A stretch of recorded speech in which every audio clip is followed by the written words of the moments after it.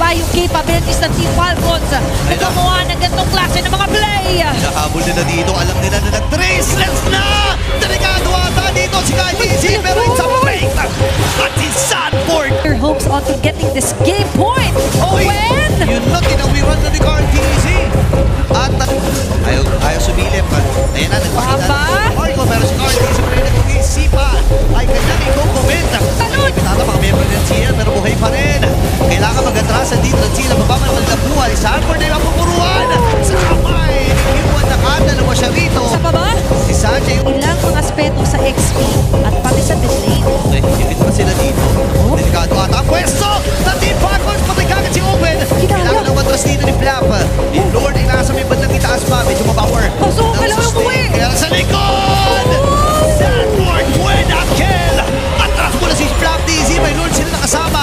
May clear naman yung catapult. At buhay pa rin naman ang pag-asa ni Team Falcons. Pero may pagtahing gagawin si Cordy. Ganyan lang talaga gagawin yan. Superstar sa mata natin pero hindi yata siya. Kailangan natin i-store up. Ako, delikado ata si Owen dito. Kailangan naman atras. Pero yung Dragon Form sa may bandang likod. Ang magiging baterya! Patayin na naman si Owen! At yun ang panimula ng team fight na nilutong ng CLPH. Hydra Falcons. Pero hindi ata sapat yung kanila nagiging damage. Pero sapat ba? Super Marco. Si Super Marco sa mga likod. Sino kanya masisipat? Nasipa si JP. Kaya lang siya ang mamamatay. Masyado ang malalim si Carl. Nauntog din. Twist break mula dito kay Owen. At nakabawi din naman ang idol ng mga kids. Pero namatay siya sa kamay ni Owen. Gayon din naman si Owen sa kamay ni Kyle. Pero meron pang nagaganap. Sanford and Flap DZ.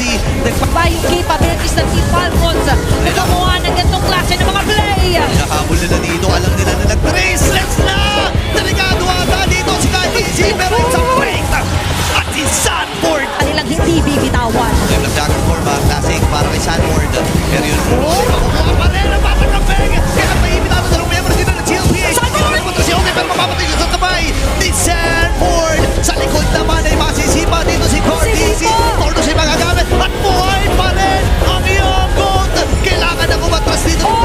Hinahabol siya ni Oheb. Si Flap DC to the rescue na rin. Ito yung nagamit niya para lang makailigtas si Kyle. Sanjay hindi ata sasapat. Brilliance ay kanyang nabitawan. Lalaban pa Di na napapangiti. All lines are covered. Apat ni Flap Easy pa ang atakihin! at napatay si Flap DC. Ready na mag-dive ang Titans. Team Liquid Philippines. Ano yung thought mula dito kay Sanford. And this time si Owen at ang magiging next sa target. Nila sa salubungin na ni Kyle. Makakapatay siya dito. At ang matitirang Titan nahahakbang patungo sa susunod na kamanata. Walang iba kundi ang Team Liquid